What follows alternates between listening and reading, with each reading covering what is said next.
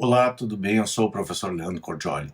Não sei se você tem acompanhado as últimas notícias.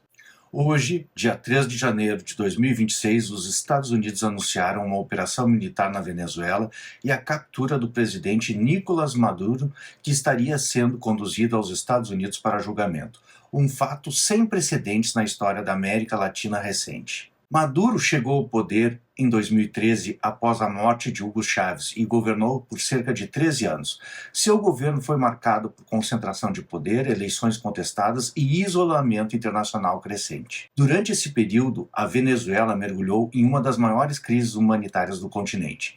Hiperinflação, escassez de alimentos e medicamentos, colapso dos serviços públicos e mais de 7 milhões de venezuelanos forçados a deixar o país para sobreviver. Muitos deles tendo vindo aqui para o Brasil, inclusive. Desde 2020, os Estados Unidos acusam Maduro do envolvimento com o tráfico de drogas e de chefiar estruturas criminosas ligadas ao Estado, acusações que ele sempre negou, chamando-as de perseguição política. Sabe-se que Maduro é um dos chefes do cartel Los Soles, que envia drogas para a Europa e para os Estados Unidos. Da minha parte, Maduro é um líder político extremamente autoritário que vem ferindo os direitos humanos, empobrecendo o país e se locupletando às custas do povo venezuelano que está tendo que sair, e mais do que isso, era também um risco para os países estrangeiros que fazem fronteira com eles, tanto nós, Brasil, que tivemos que absorver essa população dessa região sofrida, quanto fundamentalmente ele vinha sendo um risco para a região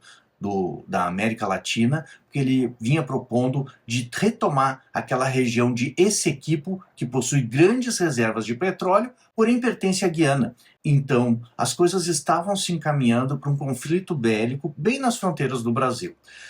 Eu, particularmente, não sei se os Estados Unidos agiram de modo correto ou incorreto diante da legislação internacional, mas acho que o conflito na região era inevitável e essa atitude do presidente Trump de determinar a captura de Maduro, ela possibilita um futuro mais pacífico e mais tranquilo, tanto para a região quanto para o povo venezuelano. Se não a curto prazo, se não a médio e longo prazo. Vamos observar como esses fatos que ainda estão muito quentes se desenrolam na região. Tudo vai depender de como a sucessão no governo da Venezuela vai se desenrolar.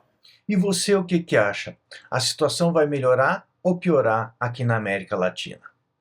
Comente aqui abaixo. Acho que devemos acompanhar essa situação para ver os futuros desfechos e inclusive o posicionamento do Brasil diante da captura de Maduro.